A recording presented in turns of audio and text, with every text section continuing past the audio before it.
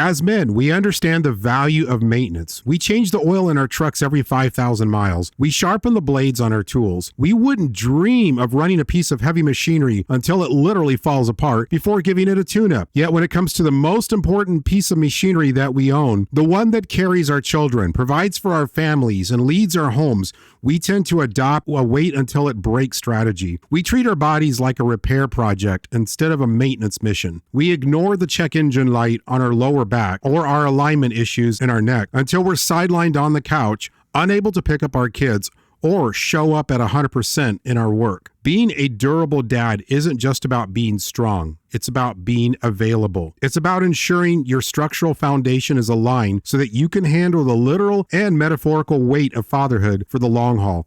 My guest is going to share some compelling reasons why having a really good chiropractor is essential for every dad, and we're going to explore all this in just a moment, so don't go anywhere. This program is made possible by financial support from Smile Online Course and Books. Smile Online offers online courses for teens and young adults designed to help them master social and career skills. Subject matter includes customer service skills, job interviewing, electronic etiquette, and managing stress. More information is available at thefatherhoodchallenge.com. That's thefatherhoodchallenge.com. Welcome to the Fatherhood Challenge, a movement to awaken and inspire fathers everywhere to take great pride in their role and to challenge society to understand how important fathers are to the stability and culture of their family's environment. Now, here's your host, Jonathan Guerrero. Greetings, everyone. Thank you so much for joining me in this episode called The Durable Dad. Today, we're joined by Dr. Thomas Wick of Wick's Chiropractic in Vinton, Iowa. Dr. Wick specializes in helping men move from just getting by to optimal performance. And as far as skill level is concerned, he is one of the best and sought after chiropractors who has trained other chiropractors how to understand the body at a high level and trigger healing the way he does. Dr. Wick, welcome to the Fatherhood Challenge. Good morning. Well, let's start right with the basics. We often think of the spine as just a stack of bones, but you see it as the conduit for the nervous system. How does misalignment in a spine actually throttle the communication between a dad's brain and the rest of the body? Great question. So the spinal cord is encased by the spine itself, 24 movable vertebrae, the skull on top, the sacrum or the tailbone at the bottom. And the main purpose of the spine and the mobility of the vertebrae is to protect the spinal cord from which the spinal nerves exit.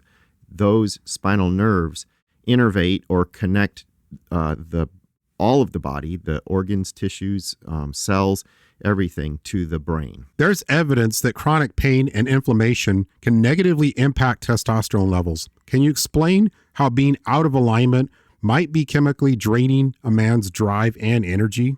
Everything is innervated by the nervous system, including the testicles, which are the primary producers of testosterone. So a person who has lower back pain, the pain is actually probably the end of the symptomatic profile.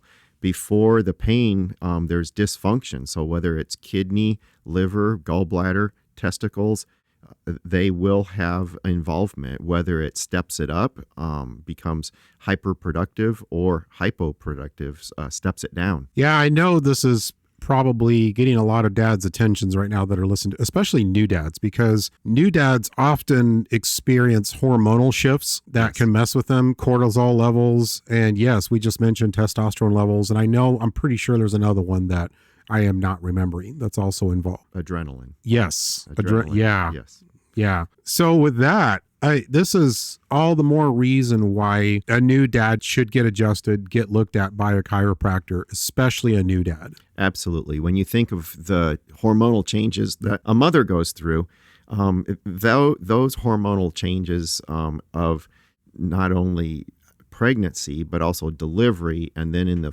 first few months of being the producer of the food for the child, does have an impact on not only the household, but it also can impact the hormonal health of the father as well. And so having your own physiology be in an optimal state where your own body is not working against you is ideal. Because I know we'll get into it a little bit, but I know this also affects sleep. And I think there's kind of like a symbiotic, that's the best way I can describe it, relationship between sleep and hormone balance. Yes. So how does sleep affect cortisol levels or even testosterone levels? The absolute number one best healing remedy in the world is rest. And so when we don't get adequate rest, then our body responds mechanically with tension. It responds chemically, produces hormones like raising cortisol, lowering testosterone, a heightened response to an adrenaline response that ordinarily wouldn't be there, or lack of it when it's needed. So rest is key to hormonal balance. And as a new mom, a new dad, or third or fourth child, every new entry of a life into the home raises the level of stress. It just does. There's less time and more things to do. Yeah, for sure. You have anxiety, everything coupled with that. Getting an adjustment, does that slow down the testosterone drop? Does it stabilize it? Well, it at least optimizes the biomechanical function and allows the nerve expression to become more ideal. Therefore, rest is going to be better, more complete, and then the hormone production would be optimized. Many dads are stuck in fight or flight mode due to work and family stress. How does a chiropractic adjustment help shift the body from a sympathetic stress state into the parasympathetic recovery state?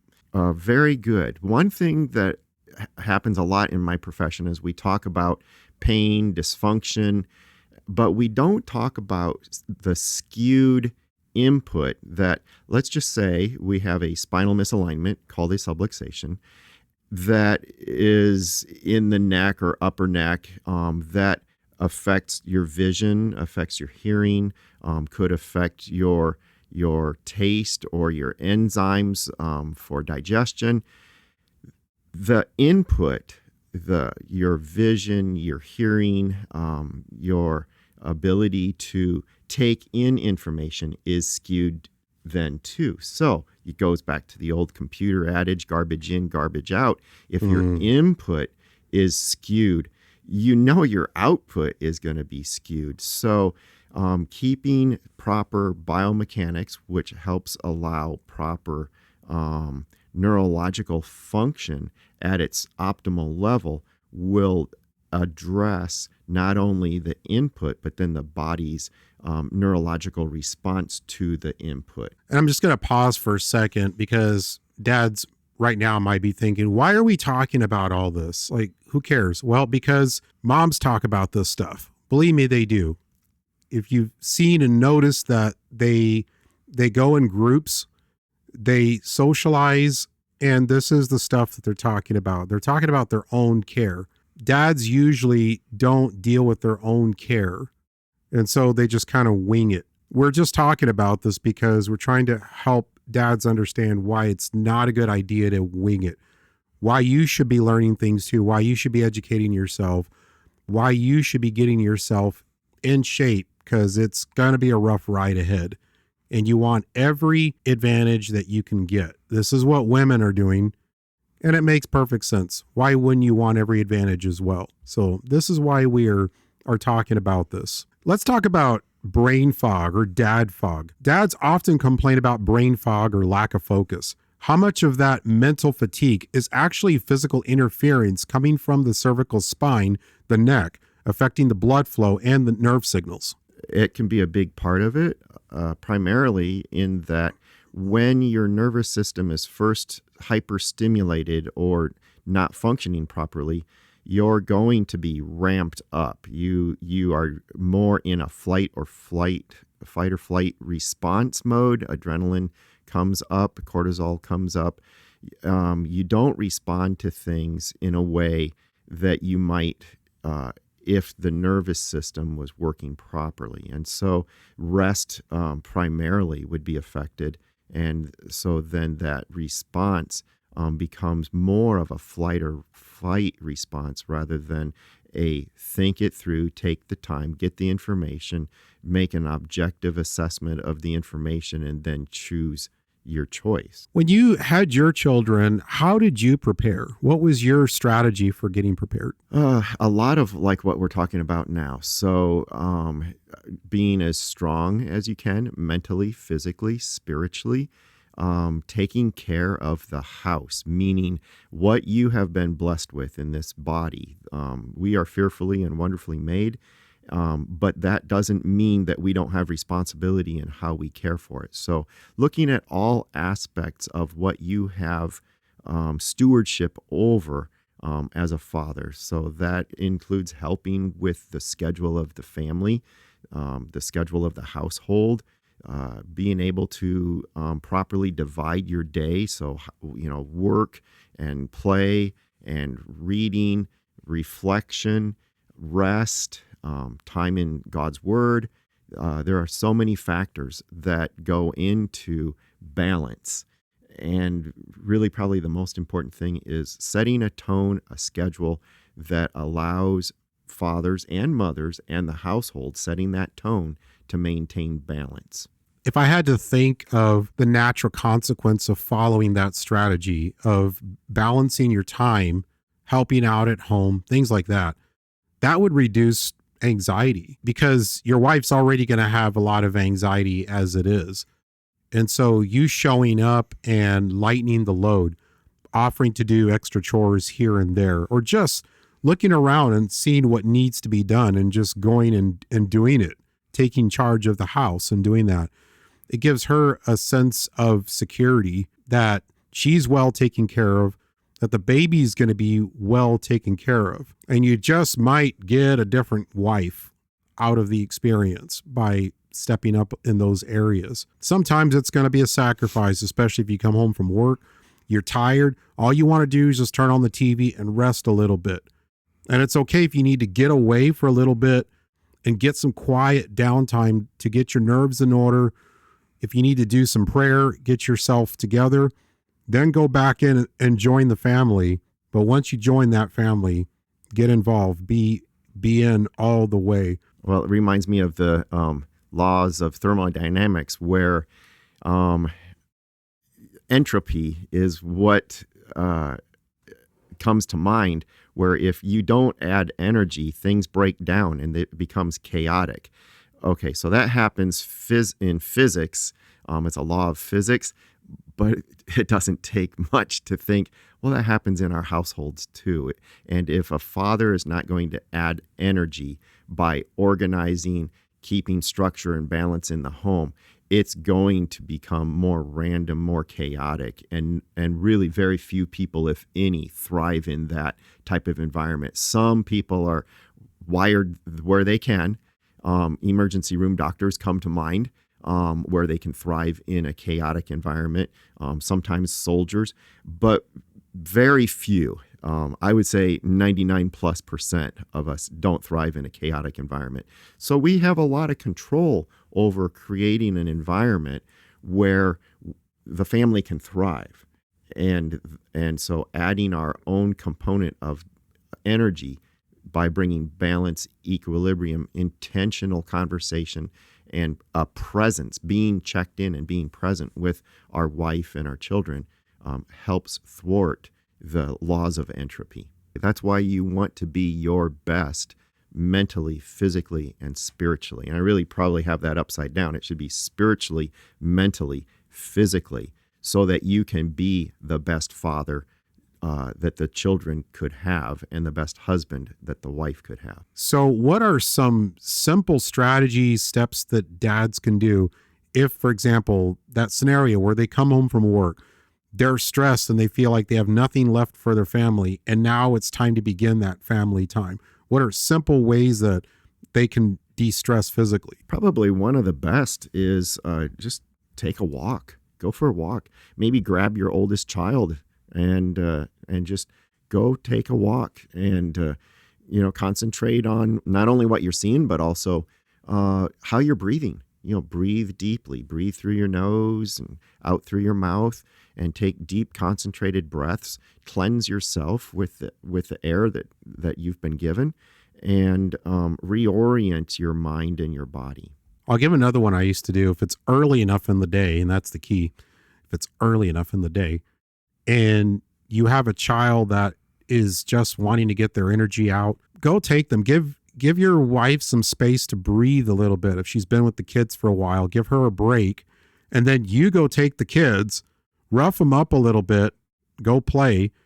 And if you've got the baby, actually take the infant with you and go on that walk. You're likely to get one of them to go down. Yes. Yes. And then when you get one of them to go down for a nap, then you can go down for a nap. There you are. Yes. Yes. Nothing more refreshing than a nap. That takes care of the sleep that you need. Yes. That gives her some space because now you're down and then another one's down. So Yes. it gives her a break. Correct. So it's a big win. Right.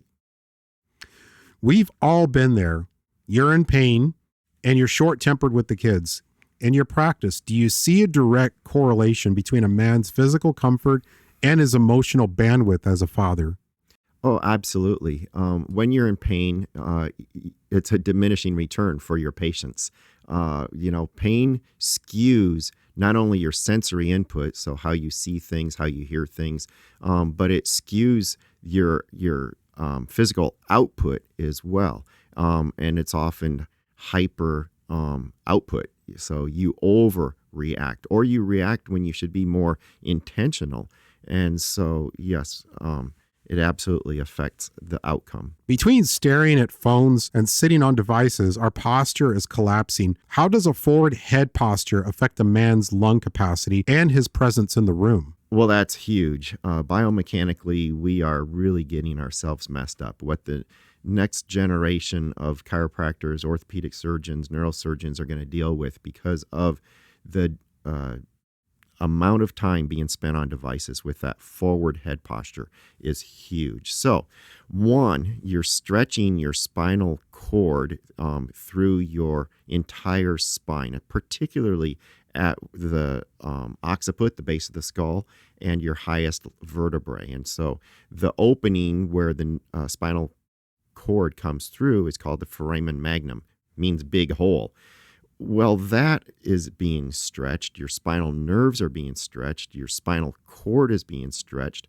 When you think of a garden hose and how the fluid, the water, moves through a garden hose when it's stretched, it's less than ideal. It's the same type of thing. There is a flow. There's actually a not only electrical flow, but there is a fluid flow, a liquid flow through your spinal cord. And when it is being stretched or tethered, it's not ideal. And so your nerves are going to fire either haphazardly or they're going to fire more intensely or less intensely. They're not going to fire normally.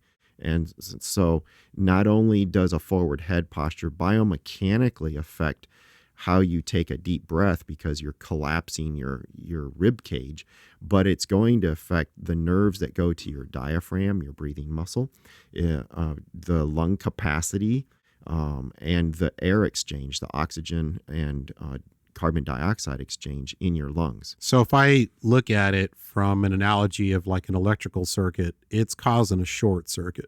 It is, yes, or a hyper-reflexive circuit. Things are firing that normally wouldn't be firing. They're not at rest. Our spines are biomechanically in a state where there's a forward curve in the neck, there's a curve back in your middle back, and there's a forward curve again in your lower back. That puts the spinal cord and the spinal nerves in their most optimal physiological state. When we get a forward head posture, or have misalignments that affect those curvatures, then biomechanically it's less than ideal. Then neurologically it's going to be less than ideal. And then immunologically it's going to be less than ideal. So there's two ways that can be addressed. One is you can go get a chiropractic visit, get yourself adjusted. Correct. That's one way to fix it. Or you can go the prevention route and just spend a little less time on your devices and more presence with your family. Well, a couple generations ago, school teachers would help their students sit in good posture. That just doesn't happen. You look at how kids sit. You look at how adults sit. And when we sit, and stand, if we keep a curve forward in our lower back, you can't have a forward head posture and have that curve forward in your lower back. So learning to sit and stand in proper posture with that curve forward in your lower back, which you can't do properly if you have spinal distortions, spinal misalignments, subluxations, irritating nerves causing tight muscles. So yes, it all goes together as far as spinal maintenance, routine maintenance of the spine, to allow you to have optimal posture, to allow optimal expression of your spinal nerves. Dads love to go from 0 to 60 on the weekend, playing tackle football or lifting heavy furniture. What are the red zone areas of the body you see fail the most often when a dad isn't properly aligned? Well, that's interesting. There are a lot, but one thing that really comes to mind is the idea of somebody who hasn't run, jogged, or sprinted in 15, 20 years, and they need to chase a dog down, they need to chase a child down, and so they don't even give it a thought. It's a response, and it can tear up a lot of things, tendons, ligaments, muscles. Does it end in a crash? It doesn't really even matter if it ends in a crash. You have so stressed the physiology that hasn't been trained that it may take 3 days, it may take 3 months to recover. Something tells me you got a lot of stories behind There's that. a lot of stories with that. I see it every Monday. We've got time for one. Okay, so here's one: a garage door coming down on a child. Before there were those safety mechanisms of the lights that would stop it. And so the door's coming down on a child, and the father catches it in time. And then he is straining his back as he's holding the door up, as the child is wiggling out from under it. And the amount of sprain in those lower back muscles from that type of a lift or continual pressure to keep the door off the child. I remember one of those, and that's happened more than once, but one of those that just took a long time to heal because it's one of the worst types of strains for the muscles. But man, I wish I could fist bump that dad. What a hero. Oh, I know.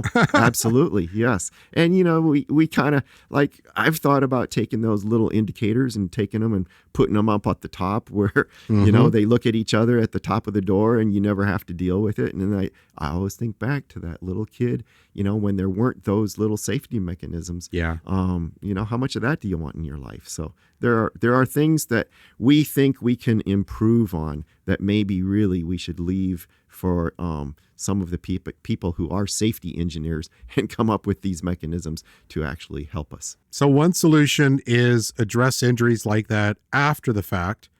The other solution, I would imagine the preventative, is regular routine exercise. Hitting Yes. the gym. Yes. Yeah. So we're stewards of what we've been given, and we've been given this body. This body is a mental and a spiritual and a physical being. And so do you have a program for those areas? And there ought to be for the physical. We give up the physical for the mental. Sometimes we give up the mental for the spiritual. But really, there's a balance there. And the spiritual, because it's so important, it teaches us stewardship of both the mental and the physical. So physical training is definitely, do you want to live to be, 50 and 60 and see your kids have kids, or does it not matter? So if it matters to you, and I would imagine it does, you need to take care of the tool, the machinery, the physiology that you've been blessed with. Recovery happens in bed, but if your spine is restricted, you never hit deep REM sleep.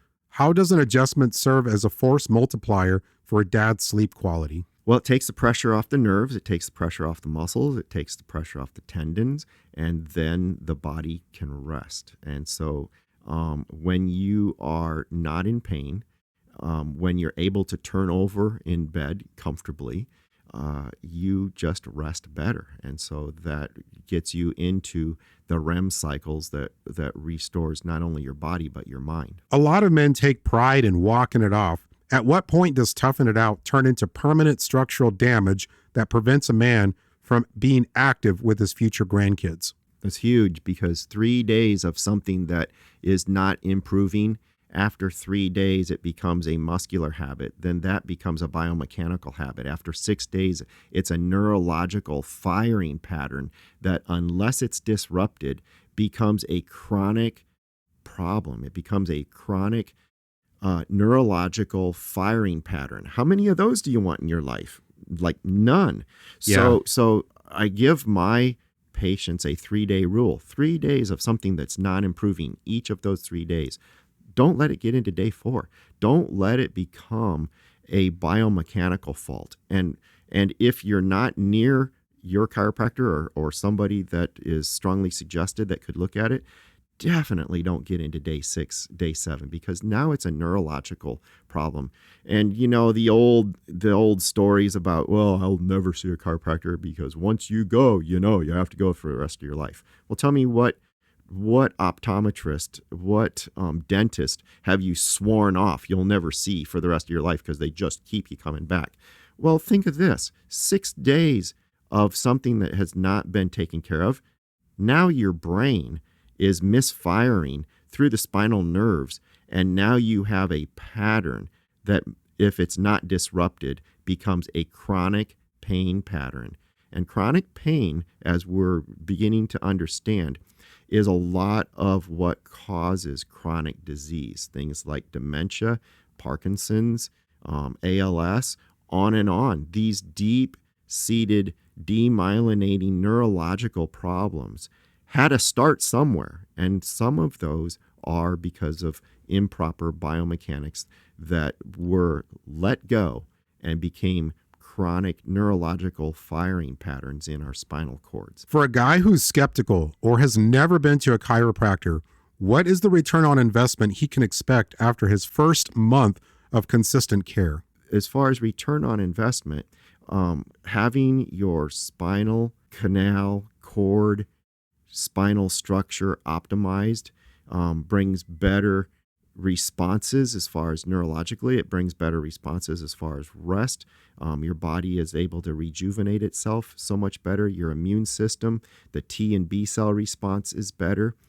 Your movement is better. And, if you think of life as movement, when movement stops, life stops. If you think about your great-grandparents or your grandparents aging, their parameters continue to get smaller and smaller and smaller. And what I mean by that is, they used to travel the country. They stay in the state. They don't leave the town. They don't get past their driveway. They never leave the house. They're in bed. They never get out of bed. So movement is life. And if we want to have the most comprehensive life we can have, you're going to respect that movement at a spinal level is a big part of that. Huge thank you to Dr. Thomas Wick for reminding us that the backbone of the family needs to be taken care of too. Until next time, stay strong and keep the machine running at 100%. We'll see you in the next episode. Thank you for listening to this episode of the Fatherhood Challenge. If you would like to contact us, listen to other episodes, find any resource mentioned in this program, or find out more information about the Fatherhood Challenge, please visit thefatherhoodchallenge.com. That's thefatherhoodchallenge.com.